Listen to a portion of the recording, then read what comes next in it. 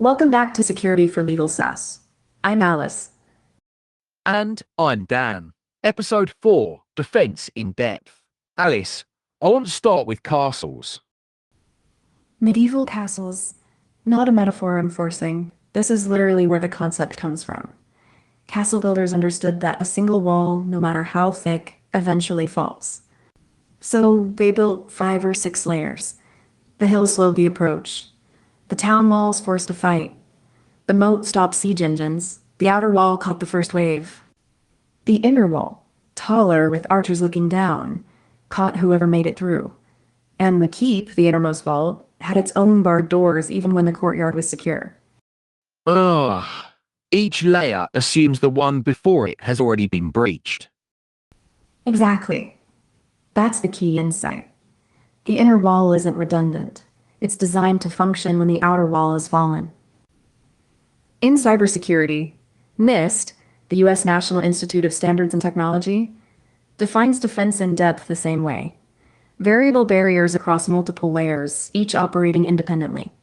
CISA, the Cybersecurity and Infrastructure Security Agency, published an advisory in July 2024 after the Red Team compromised a federal agency specifically because the organization lacked layered defenses beyond the perimeter.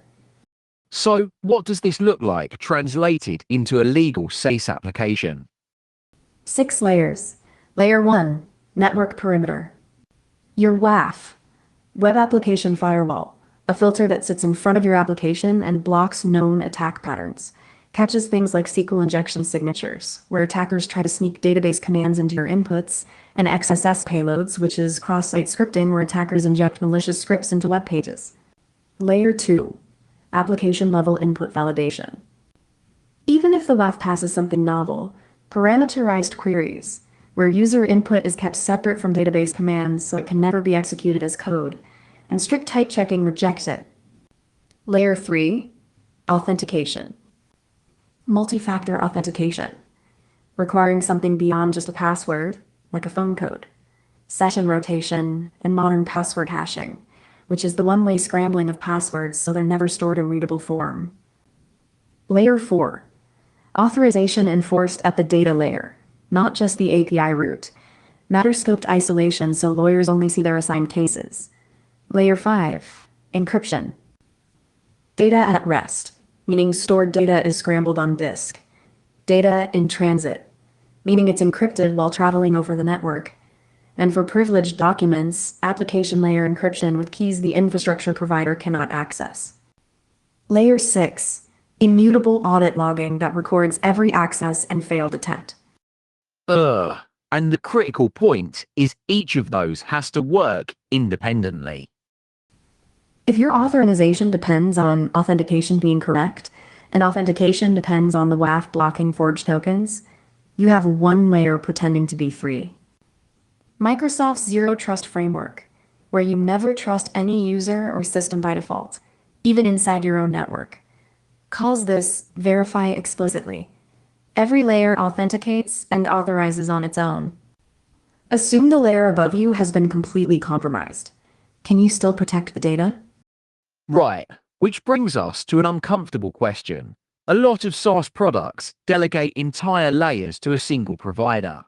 Authentication to Okta, encryption to AWS KMS, Amazon's key management service, which handles encryption keys, monitoring to one vendor.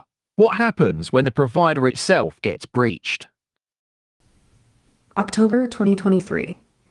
Attackers stole session tokens from Okta's customer support system. They were in uploaded diagnostic files. Because Okta handled authentication for thousands of organizations, the breach cascaded downstream. 1Password, Beyond Trust, Cloudflare, 134 customers affected. If your entire authentication layer is that one provider with nothing behind it, their breach is your breach. So what's the mitigation? You can't not use managed services. You can use them, but you layer behind them. Even after a path from identity, your authorization layer independently verifies that user should access that specific matter. Even after AWS KMS decrypts at the infrastructure level, Your application layer encryption protects the most sensitive documents with separately managed keys. A compromised provider gives the attacker one layer, not all of them. Right. This is the assume breach mentality I've been hearing about. Core tenet of Zero Trust. You design every component assuming adjacent components are compromised. The question isn't, can this be breached? Everything can be breached. The question is, when this component is breached, what else falls? If the answer is everything, you have a depth problem. Let's make this concrete. You mentioned a case study, plain text API keys in a database. Classic scenario. A legal document management system stores API keys for court e-filing services, cloud storage providers, maybe an AI service, all in a database table as plain text strings.